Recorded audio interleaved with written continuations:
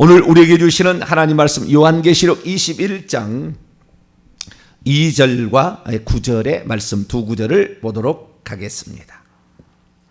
요한계시록 21장 2절과 9절의 말씀을 보도록 하겠습니다. 다시 하시면 2절과 9절을 같이 합독하도록 합니다. 2절부터입니다. 시작. 또 내가 보매 거룩한 성 예루살렘이 하나님께로부터 하늘에서 내려오니 그 준비한 것이 신부가 남편을 단장한 것 같더라. 9절입니다. 시작. 7 대접을 가지고 마지막 7 재앙을 담은 7 천사 중 하나가 나와 내게 말하여 이르되 이리 오라. 내가 신부 곧 어린 양의 아내를 내게 보이리라 하고. 아멘. 기도하겠습니다. 자비로우신 주님, 신선한 가을의 공기를 마시며 주님께서 우리와 함께 하심에 우리의 발걸음을 주 앞에 옮길 수 있도록 믿음 더하신 것 감사합니다. 육체가 좋아하는 대로 살다가 육체와 함께 영원히 버려지는 자 되지 않게 하시고 육체를 저 복종시켜 하늘의 순례길을 행하는 자로서의 삶을 살아갈 수 있도록 도와주옵소서. 이 시간도 주의 말씀을 듣고자 합니다. 우둔한 저희들의 마음을 열어주시고 주의 말씀 듣기에 합당한 그릇들이 되게 도와 주옵소서. 우리 주 예수 그리스도의 이름으로 기도하옵나이다. 아멘. 오늘 시간에는 신부 시리즈 설교 두 번째 시간입니다. 신부의 정의와 신부의 3가지 자격 요건 중에서 첫 번째 시간을 가지도록 하도록 하겠습니다. 그동안에 전사에 관한 말씀을 드렸는데요. 전사가 끝난 건 아닙니다. 신부도 전사에 속합니다. 신부라고 해서 전사가 아닌 건 아닌데요. 하나님께서 우리 그 구원받아서 새 예루살렘 성 안에 들어올 자들을 부르는 명칭이 한 8가지 돼. 8가지. 그 8가지 중에서 한 가지가 바로 오늘 신부라는 그러한 용어로 우리가 정의할 수가 있습니다. 그래서 천국에 가게 되면 우리를 하나님께서 칭하시는 호칭이 있는데 그 칭하시는 호칭 8가지 중에서 8가지는 크게 두 부분으로 나누가 있는데요. 한 부분은 상대적인 칭호. 이건 상대적인 칭호. 신랑에 대한 신부인 거예요. 상대적인 칭호가 있고 그냥 없는 칭호가 있어요. 예를 들어서 우리가 천국에 가게 되면 하늘나라의 상속자다. 그러면은 상속받지 못할 자가 이런 말은 상대적인 칭호는 별로 없고 상속자다 이런 말은 그냥 그렇게 칭할 수가 있지만 천국에 가면 우리가 하나님이 종이거든요. 그는 하나님은 우리의 주인이세요. 주님이세요. 주님. 주님과 종, 그 다음에 신랑과 신부, 이렇게 어떤 상대적인 그 다음에 그 왕과 그의 백성, 이런 식으로 이렇게 칭하는 이런 용어의 하나이죠. 그때 이 칭호가 대부분 그 칭호는 하나님과 관련되어 있는 칭호인데 예수 그리스도, 물론 예수님이 하나님이시고 하지만 하나님의 또 아들의 역할이 재림 때까지 계속 있지 않습니까? 그래서 그 아들의 역할로서의 그리스도의 반대적인 칭호는 이것이 하나밖에 없어요. 그리스도와 직접적인 관련된 칭호는 이거 하나밖에 없어요. 그러니까 이 왕이라면 백성일 수 있잖아요. 그 다음에 주님이라면은 그의 종일 수 있잖아요. 그 다음에 무슨 제사장일 수 있고 상속자일 수 있고 이기는 자도 될 수 있고 뭐 여러 가지 이제 하나님을 아버지라면 아들들이라고 할 수 있잖아요. 그죠? 이렇게 상대적인 칭호도 있어요. 그런데 여기에서 그리스도를 이 하나님을 그리스도라고 딱 칭했을 때에 그 그리스도의 명칭이 신랑이 됩니다. 칭호가. 그러니까 그 그리스도와 관련된 칭호다. 이렇게 보는 것이 신부라는 칭호인 것을 알 수가 있죠. 그래서 이 신부라는 칭호는 상당히 그리스도와 밀접한 관련이 있다라는 것이고, 그분을 신랑으로 취할 우리의 본분이다. 그러니까 우리 남자들은 신부라는 칭호를 별로 듣기가 좀 그래요. 근데 여자들은 이럴 거 아니에요. 천국에 가면 하나님의 딸들이라고 존재하지 않아요. 성경에 하나님의 딸들이라는 말은 한 번도 안 나옵니다. 전부 하나님의 아들들인데, 영접하는 자 곧 그 이름을 믿는 자들이 하나님의 자녀가 되게 자녀라는 말은 의역이에요. 왜냐하면 여자가 싫어할까 봐 바꾼 거예요. 아들들을, 자식들 이런 말이지, 이게 여자라는 말은 없어요. 천국에서 여성은 존재하지 않습니다. 남성도 존재하지 않죠. 그러나 원래 하나님의 아들이기 때문에 하나님의 아들들의 또 다른 존재, 동생들이죠. 그래서 여자들도 천국에 가면 하나님의 아들들인 거예요. 그런데 아들들이 하면 좀 이상하니까 자녀들이다 이렇게 부르게 될 뿐인데, 어쨌든 남자로서는 신부라 불림을 받다는 것은 조금 좀 그래요. 그렇지만 성경적인 용어다라는 것이고요. 신부라는 용어를 하나님이 쓰실 때에 그 독특한 특징이 있는 것이죠. 전사라고 했을 때는 그 사람이 전사라고 했을 때는 담대함이라는 어떤 것들이 항상 배경에 깔려 있어야 돼요. 담대해야 됩니다. 여호수아에게 담대하라 이렇게 하지 않습니까? 이게 전사잖아요. 여호수아는 모든 그 가나안 민족을 쳐부수는, 광야 때부터 전쟁이 그 아말렉 족속하고 싸우기 시작하는데 이 전사잖아요. 이 전사는 담대함이 필요한 거예요. 담대함이. 그래서 이 전사의 속성이 담대함이라 한다면 신부의 속성은 어쩌면 숭고함이에요. 숭고함. 그래서 이 신부가 되기 위해서는 그 자격이 세 가지가 있어요. 이런 것이 있어야 이 사람이 신부라 얘기하는 거예요. 그러니까 예수 그리스도는 우주적인 신랑이고 우리는 우주적인 신부예요. 그분은 한 분이지만 우주적인 신부가 될 수 있는 사람은 그의 핏값이 모든 인류를 구원하기도 남음이 있기 때문에 신부는 우주적입니다. 그분도 우주적이고. 그래서 우리 우주적인 신랑과 우주적인 신부가 만나는 그 장소가 새 예루살렘 성이죠. 그래서 새 예루살렘 성은 뭐냐? 신랑과 신부가 만나서 혼인하는 결혼식 피로연 장소다. 영적인 말이지 육체적으로 결합한다는 말은 전혀 아닙니다. 전혀 아니고, 원래 하나님께서 창세기 2장에 나와 있는 것처럼 남자가 그의 부모를 떠나, 여기에 남자라는 것은 아들이죠. 그리스도를 상징하는 거잖아요. 아들. 그래서 여자와 신부를 만나서, 하와를 만나서 둘이 한 몸을 이룰지니라. 그렇기 때문에 여기에서의 이 신부라는 개념은 아들과 결합하는, 하나님과 결합하는 것이 아니라 아들과 악교풀처럼 붙어서 한 몸이 되는 그런 관계를 얘기하기 때문에 그리스도와 특별히 관련된 칭호이고 상대적인 칭호인데, 이 칭호는 상당히 숭고합니다. 왜냐하면 이 그리스도의 신부가 되는 하나의 조건이 정절이 필요해요. 정절이. 지조가 필요하다고요. 순결을 지켜야 된다고요. 이 측면이 아주 강조되는 겁니다. 나 외에 다른 신을 내게 둘지 말라는 측면이 있어요. 이 세 개 측면, 신부라는 그 개념 속에 들어가게 되면. 그렇기 때문에 우리가 그렇게 오직 예수 그리스도만 내가 믿고 따른다는 그런 의미지, 이 정절이라 순결이라는 말의 의미가 신부라는 말의 의미는 그런 의미인 것이지 이 세상의 신부적인 의미는 아닙니다. 이 세상의 신부적인 의미는 물론 포함되어 있겠지만, 그래서 우리가 이 어떤 숭고함, 오직 그 일편단심, 오직 예수 그리스도만이 나의 영원한 주인이고 나의 영원한 왕이시고 나를 다스리시고 나의 마음을 드릴 수 있는 분이고 나의 생명까지 드릴 수 있는 유일한 존재라는 의미로서 우리는 이 신부라는 의미를 쓸 수가 있는 거죠.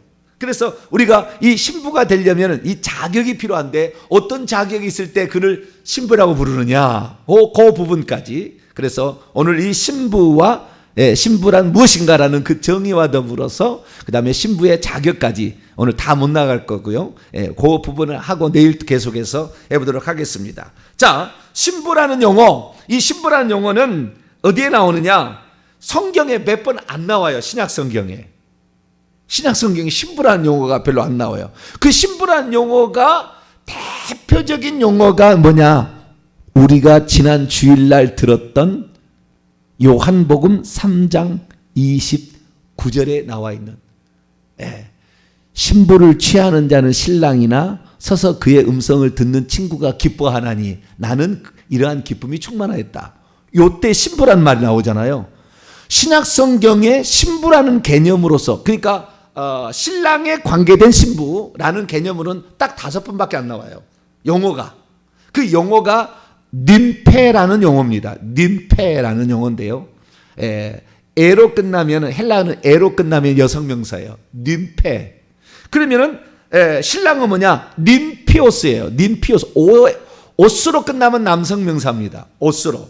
헬라어 공부를 하시면 되는데요.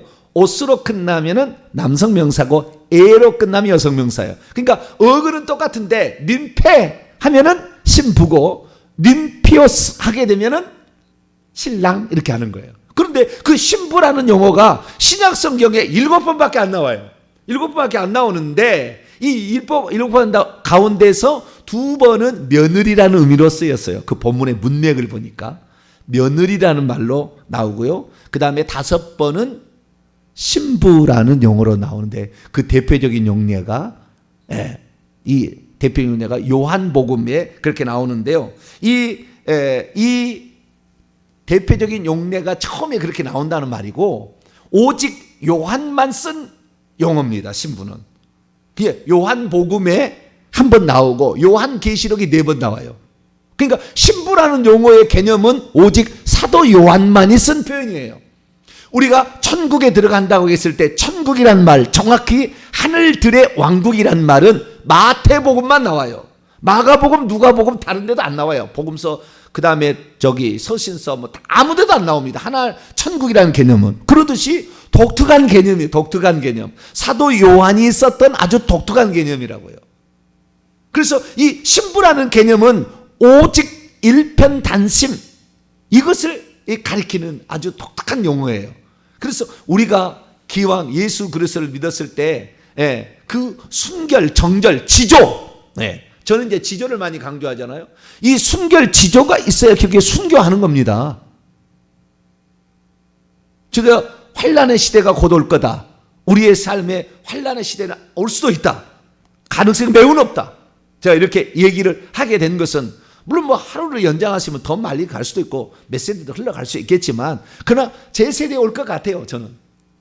그렇게 저는 마음을 그렇게 바라고 있어요. 그런데 어쨌든 이 주님께서 오시게 될 때의 그 지조를 지켜야 되는, 그 다음에 그분을 위해서라면 기꺼이 내 목숨 1000개라도 바칠 수 있는 그러한 마음의 자세는 다 어디서 나오냐면은 정절을 지키고자 하는 신부의 개념에서 나온 거예요.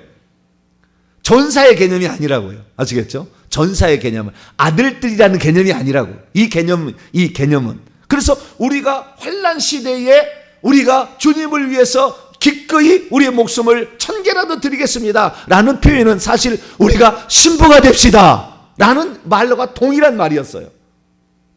그래서 우리가 이 신부라는 개념을 생각했는데 사도 요한이 이 개념을 썼는데 요한계시록에서 나오고 구약성경에도 나와요.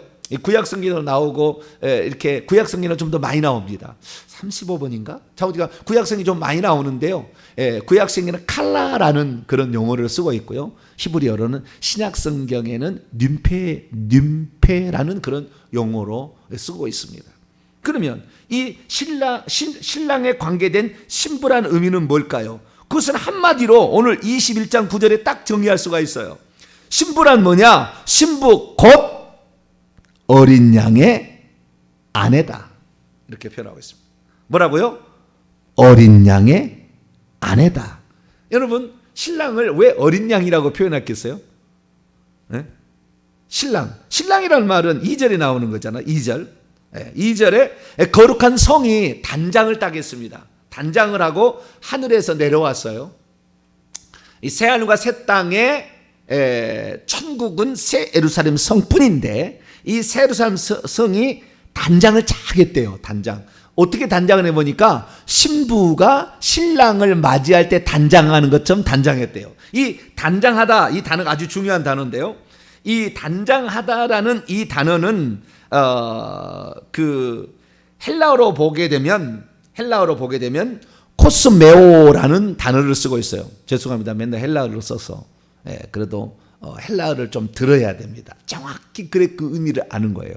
뭐든지 헷갈리게 되면 원문을 찾아가야 됩니다. 그래야만이 그 본래의 뜻을 알기 때문에 그래요. 단장하다라는 말은 다른 말로 꾸미다, 장식하다 그런 말인데 그런 말만 있는 게 아니에요. 이 크게 두 가지 의미가 있어요. 이 코스메오라는 단어가 이 코스메오라는 단어에서 뭐가 나오냐면은 코스모스가 나왔어요. 코스모스는 월드, 세상을 지칭하는 말이에요. 세상에 대한 헬라어가 코스모스입니다. 우리는 뭐 우주를 코스모스라 하잖아요. 우주라는 이 코스모스라는 것을 세상을 코스모스라 하는데 이건 헬라어라는 거예요. 코스모스는 영어는 월드죠. 월드인데 코스모스라고 합니다. 이 코스모스라는 말의 의미는 뭐냐면 코스모스라는 말은 질서를 잡다, 정돈하다 그런 뜻이 원래는 질서라는 의미예요. 질서. 우주라는 것은 하나님의 질서가 있는 거예요. 누가 이 우주에 있는 은하계의 성을 끈으로 묶어놨습니까? 태양에다가 묶어놨나고요. 왜? 돌아가는데 태양 주위를 돌아가는데 태양 주위에서 1cm도 밖으로도 안 가고 1cm가 안으로도 안 가고 위로도 안 가고 아래도 안 가는 것은 끈이 있나요? 없잖아요. 끈이 없는데도 항상 태양하고 거리를 일정해요. 일정하지 않으면 주님이 오는 거예요. 해와 달과 별이 떨어져서 끝나는 거예요. 그러니까 이제 하나님께서 원래 만들어서 이것을 통하여 날과 달과 징조와 연한과 일자 이런 것도 이루라고 그랬잖아요. 그래서 이것들이 지속되는데 이건 모든 것은 하나님이 붙잡아 주시는 어떤 질서에 의해서 운행되는 것을 가리키는 거예요. 그러니까 이 단장하다는 원래 의미를 찬찬히 들어가면 하나님과 그가 만든 피조물로서 아니 하나님께서 오직 너만을 위해서 내가 나의 모든 가장 소중한 것을 바쳤다라는 의미로서 그 원래적 의미를 질서를 지켜줘야 된다 그 말이에요. 마귀에게 네 마음을 주면 안 된다 그 말이에요. 절대. 이것이 가장 창세기 2장 3장의 핵심이에요. 이 코스메오 단장한다는 말은 절대 이 울타리에 이 뱀이 들어오지 못하도록 차단했어야 되고 남편의 말만 들었어야 되고 남편의 말 아닌 어떤 말도 속삭이는 말도 듣지 말았어요. 너를 아무리 유혹하는 말이 있다 할지라도 너는 질서를 지켜야 돼. 너는 남편으로부터 나왔기 때문에 너는 오직 남편을 바라보고 살아야 된다. 그런 의미가 원래의 단장하다는 의미에 들었어요. 이게 단장하다는 말은 우리는 무슨 남을 꼬이기 위해서 꾸민 것처럼 돼 있는데 그런 의미가 아니고 단장하다는 의미는 너가 오직 너만을 위해서 모든 것을 다 바쳤던 그 존재를 위해서 너는 모두 올인해야 된다. 그 질서를 지켜줘야 되고 그 어떤 그 우주적인 하나님이 계획하신 그 뜻을 너는 벗어나면 안 된다. 그런 의미가 여기에 들어있는 거죠. 그래서 여기에 거룩한 성세 예루살렘이 단장을 한 것 같더라. 어떻게 단장을 하냐? 신부가 신랑을 맞이할 때 단장한 것 같더라. 그래서 나중에 이 신부라는 개념의 세 번째 의미가 단장하다는 의미입니다. 단장하다는 의미예요. 이 단장이 해야만이 신부인 거예요. 근데 그 신부가 요한계시 21장에 보니까 새 예루살렘 성이 보석으로 단장을 했어요. 무엇으로요? 보석으로. 금과 은과 각종 12가지 보석으로 단장을 했습니다. 나중에 이 의미를 다 일러드릴게요. 한 편의 설교가 나올 거예요. 우리가 그 보석의 의미가 뭔지 단장하다는 의미에 제가 원뜻을 오늘 가르쳐드리고 그래서 이 신부의 조건의 세 번째 조건은 단장해야 돼요. 단장해야 돼요. 저와 여러분은 날마다 이 신앙생활이 신부가 신랑을 위하여 자신의 마음을 드릴 수 있는 그런 단장하는 그런 마음. 이것이 어떤 것은요, 여자로 표현하자면은 옥합을 준비하는 거예요. 뭐라고요? 옥합을 준비해. 여자들 있잖아요. 그 여자들이 이스라엘은 시집 갈 때에 옥합을 장만합니다. 시집 갈 그것을 자기가 일평생에 부모가 줬던 자기가 뭐 재산을 모든 가지 옥합에다가 기름이죠. 옥합에 향유를, 기름이 아니라 향유를 담는 옥합인데, 이 향유를 담아가 작은 종지인데 그것이 아주 비쌉니다. 비싸. 그래서 이것이 결혼의 미천이 되는 겁니다. 그래서 그 여인이 예수님께 나와서 자기 옥합을 깨뜨리는데, 그 옥합은 호리병처럼 생겼어요. 그래가지고 이 한 번 딱 깨뜨리면은 모가지를 착 부러뜨려서 깨뜨려야 되는 거예요. 어떤 그런 거 있잖아요. 모가지를 깨뜨려서 해야 부을 수 있는. 그래서 한 번 깨뜨린다는 것은 내 마음을 당신에게 송두리째 바칩니다는 의미예요. 다 깨뜨리는 거. 이 옥합을 엄청 비싸게 준비를 했는데 마지막에는 다 깨뜨리는데, 그 옥합을 깨뜨리는, 나는 당신을 위해서 지금까지 이 눈물을 여기다가 모아왔고, 나는 당신을 위해서 지금까지 지조를 지켜왔는데 당신을 위해서라면 기꺼이 이 옥합을 깨뜨립니다. 이게 단장이에요. 단장. 네, 단장이에요. 그래서 우리가 이 단장을 해야 이게 신부다 이렇게 말할 수가 있는데요. 신부의 개념을 얘기하다가, 신부는 그래서 단장하는 신부라고 얘기하므로 어린 양의 아내. 그래서 이 어린 양, 그런데 신랑을 왜 어린 양이라고 표현하느냐? 신랑도 어린 양이라는 거예요. 총각이란 말이에요. 총각. 지절을 지켰다는 거예요. 이 신랑도 어린 양의 아내라고 표현할 때는, 이 어린 양이라 할 때는 그 순결하고 깨끗하고 가장 뭡니까, 남자가 가장 멋있을 때, 잘 자라가지고 가장 그 신랑으로서 멋있을 때, 아직 정조가 깨지지 않는, 정조가 있는, 오직 그 한 신부만을 위해서 오직 마음을 준비하고 있는 의미로서의 그 어린 양이에요. 그러니까 뭐 늙은 양이 아니고 어린 양이라는 것은 젊은 양이라고 하므로 우리를 위해서 주님께서도 오직 그 마음을 우리에게 드리려고 준비하고 있다는 거예요. 그래서 그 어린 양의 아내를 일컬어서 신부라고 얘기를 하는 거니까 이 땅에서 불려질 이름은 아니죠. 천국에 들어가야 불려질 이름이죠, 사실. 그러나 천국에서 불려질 이름이지만 이 땅에서도 이미 그러한 삶을 살고 있기 때문에 진배 다름 없기 때문에 신부라고 부를 수도 있어요. 하나님이 너는 나의 신부라라는 이것을 부르는 것은, 하나님이 만약에 우리에게, 여러분이 음성을 들을 수 있다고 한다는데, 만약에 너는 나의 신부라라는 얘기를 듣는 것은 어마어마한 명칭이에요. 그의 온 일평생이 그 질서를 지켜왔고 지조를 지켜왔고 순결을 지켜왔던, 오직 자기만을, 예수 그리스도만을 위해서 살아왔다는 아주 숭고함에, 아주 지극정 숭고함이 묻어있는 그런 표현이 신부라는 표현인 것이죠. 저와 여러분은 신부가 될 수 있기를 축원합니다. 남자든 여자든 간에 오직 예수 그리스도만이 나의 왕, 이거예요. 우리 남자로 표현하면 나의 왕인 거죠. 나의 주인. 나는 다른데 절대. 그래서 이게 10계명 1, 2계명인 거예요. 이것이 좀 더 나가면 4계명까지. 하나님의 이름을 헛되이 얘기하냐고, 항상 하나님의 날을 기억해서 당신의 날이 있다고 인정하며 다른 신을 절대 숭배하지 아니하고 다른 신을 따라가지 않는, 오직 지조를 지키는, 그게 바로 10계명의 1, 2, 3, 4계명이 사실은 신부가 되라, 그 말이에요. 다른 말로 표현하자면 신부가 되라, 이런 말이에요. 그래서 우리가 이 정절을 지킬 수 있기를 원하고 단장을 해야 되는데, 그래서 예수 그리스도를 신랑으로 취하는 결혼 상대, 이것을 신부라고 얘기할 수 있다라는 겁니다. 아시겠죠? 뿐만 아니라 제가 서두에서 얘기했습니다만, 이 신부라는 개념은 새 예루살렘 성에 들어가는 자만 일컫는 표현이에요. 두 번째 의미는. 첫 번째는 어린 양의 아내라는 개념이고요.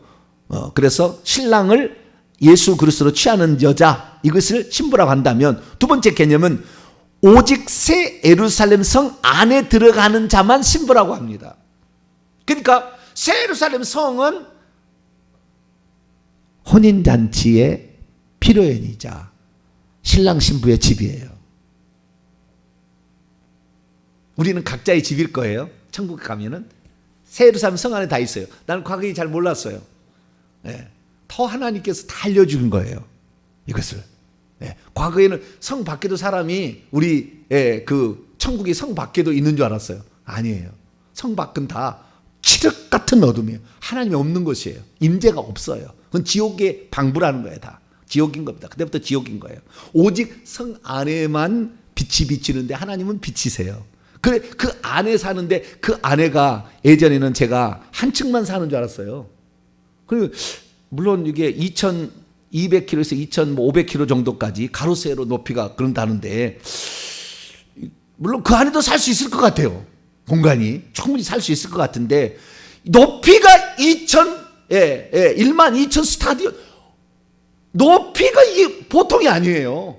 2200에서 2500km 정도 되는 높이가 있단 말이에요. 여기 안에 층층이 있는 거예요, 사람이. 그러니까 어마어마하게 들어가는 거예요. 나는 거기 다 못 살 것 같아서 성 밖에도 사는 줄 알았더니 그게 아니었어요. 성 안에 들어가는 자만 신부라고 할 수 있는 거예요. 어디에 나오느냐? 이것이 열처녀의 비유에 나오는 거예요. 오늘 얘기도 나오지만 새 예루살렘 성만 신부라고 얘기하지만, 자, 마태복음 25장 다시 열어볼까요?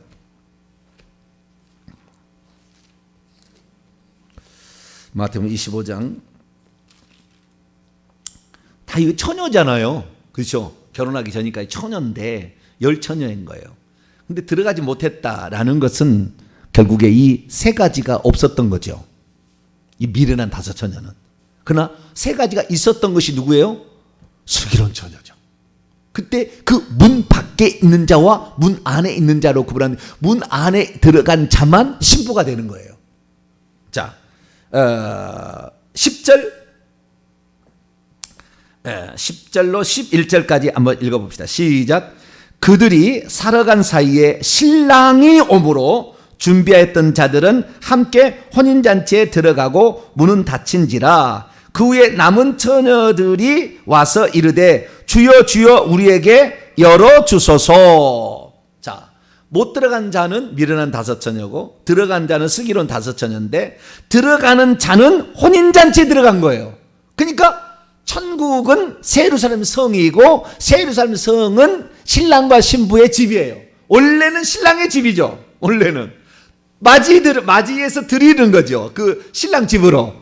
왜? 결혼해서 한 몸 이루니까. 네. 그래서 맞이해서 들여와서 그 안에 들어가면은 그 다음부터는 이제 신부집도 되는 거예요. 그러니까 신부집도 되는데 모든 사람이 똑같다라는 것은 어리석은 거예요. 신부가 단장을 무엇을 얼마만큼 준비했느냐에 따라서 영원히 그의 것이 되는 거예요. 이 땅에서 준비해 가는 거예요. 이것은 하나님이 준비해서 준 게 아니라고, 다 똑같이 주는 게 아니라고. 우리가 얼마만큼 단장했느냐 하는 것은 우리가 이 땅에 살 일이에요. 그러니까 절대 천국에서 똑같지 않아요. 차등상급이에요.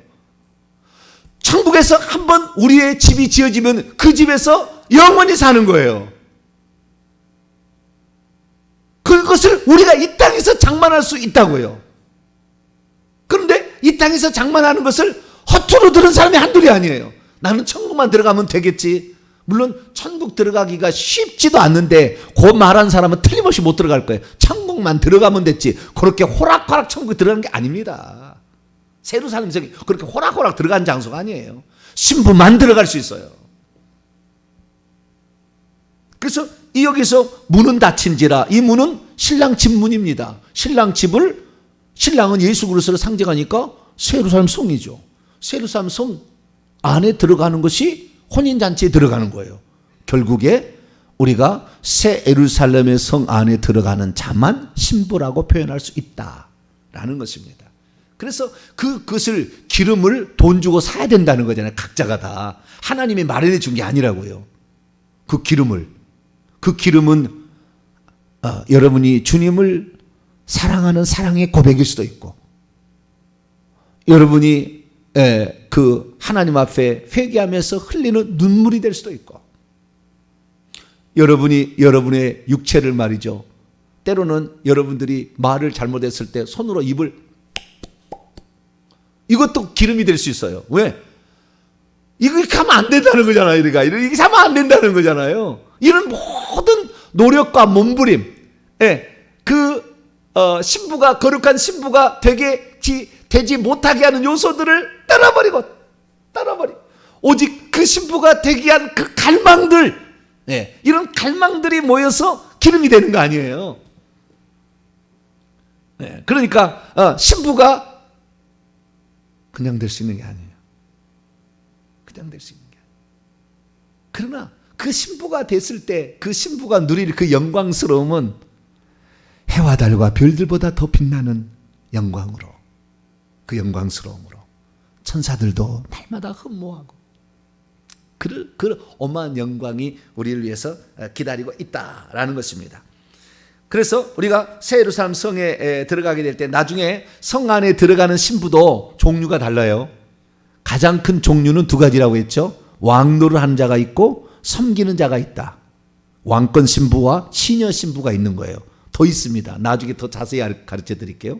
그래서 우리가 천국에 들어갈 때도 기왕이면 주님 보좌 더 가까이 가서 왕노라는 14만 4천 명에 들어가는 것이 좋다는 얘기를 과거에 제가 쭉 설교를 했으니까, 그것은 정말 신앙이 나와 있었으니까 그 신앙 다시 한번 복습해서 공부를 하시면 되겠고요. 더 자세한 사항은 나중에 또 말씀을 드립니다. 그래서 신부라는 정의, 신부라는 것은 예수 그리스도를 신랑으로 맞이할 구원받을 하나님의 백성들을 지칭하는 용어이고, 어린 양의 아내이고, 그 다음에 두 번째는 새 예루살렘에 들어가는 모든 사람들을 일컬어서 신부라 한다. 근데 신부는 여러 종류가 있다라고 정리를 하시면 되겠습니다. 자, 그러면 신부의 자격을 보도록 하겠습니다. 신부의 자격은 제가 신부가 누군지 설명하면서 벌써 두 가지를 얘기했어요. 이제 하나하나를 더 자세히 이제 살펴봐야 될 거예요. 첫째는 정절을 지켜야 된다는 말은 이건 두 번째 조건이고요. 세 번째는 단장을 해야 된다는 것은 세 번째 조건이고요. 첫 번째 조건이 있어요. 첫 번째 조건은요, 정결해야 해요. 뭐라고요? 깨끗해야 합니다. 신부가 더러운 옷을 입은 신부를 보신 적이 있으십니까? 신부 때가 가장 예쁜 옷을 입어요. 가장 깨끗한 옷을 입는다고요. 그래서 신부의 웨딩드레스는 대부분 흰색입니다. 그냥이 아니겠죠. 이게 다 어떤 의미가 있겠죠.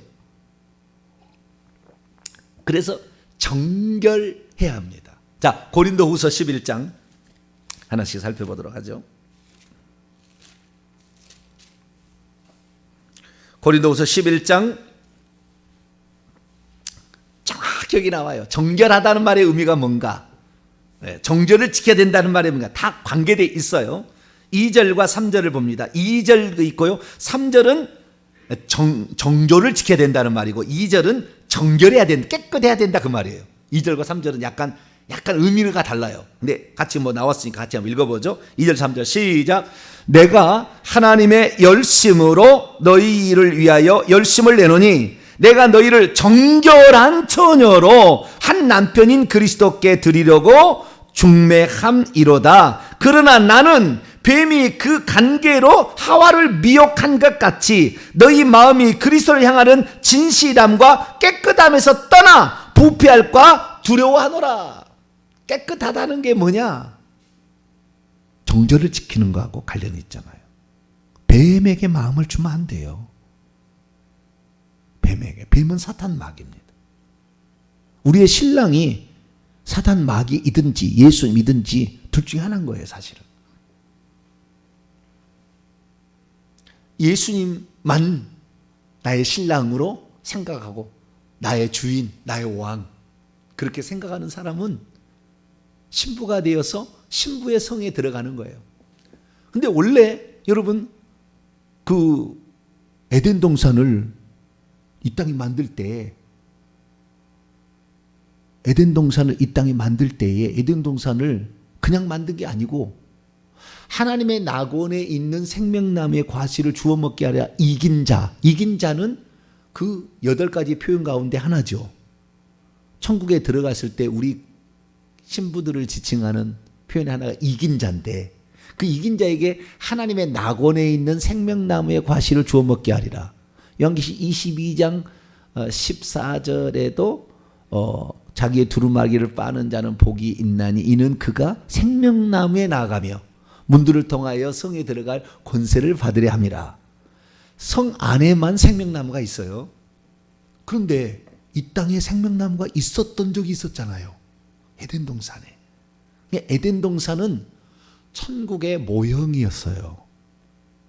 거기는 오직 신랑과 신부인 아담과 하와의 공간만이 되어야 했어요. 그런데 남편의 말이 아닌 뱀이 침투에 들어와서 뱀이 그 여자를 홀입니다. 그래서 사단은 미혹하는 자예요. 우리가 절대 이 마음을 사단마귀에 뺏기지 말아야 돼요. 여러분들의 그 마음이 지조를 항상 지켜야 돼요. 할렐루야.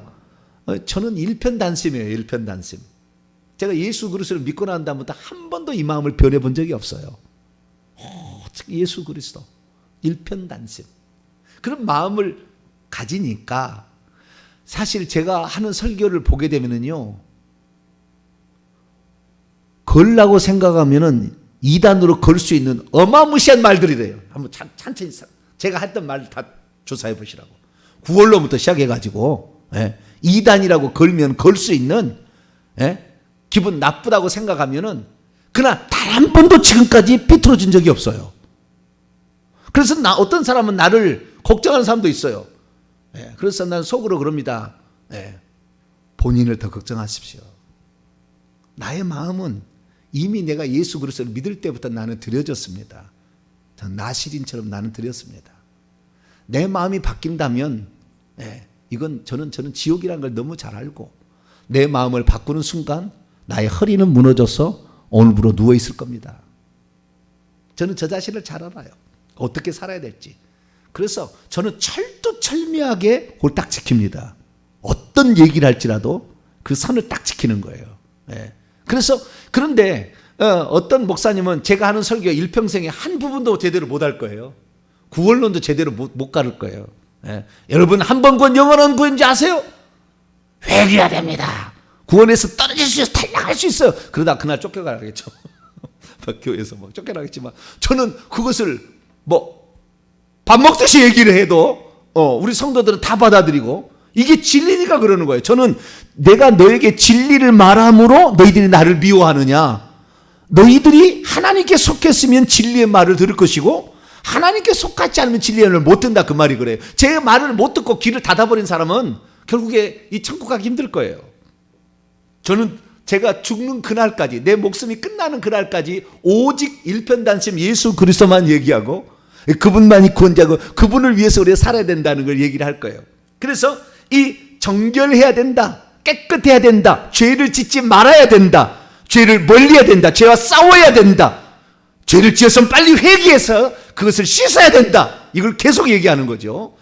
그래서 우리가 이 정결하고 그 다음에 정절을 지키고 단장해야 되는 거 요거 개념만 제가 얘기를 하고 내일 계속해서도 하도록 하겠습니다. 기도하겠습니다. 거룩하신 하나님 감사합니다.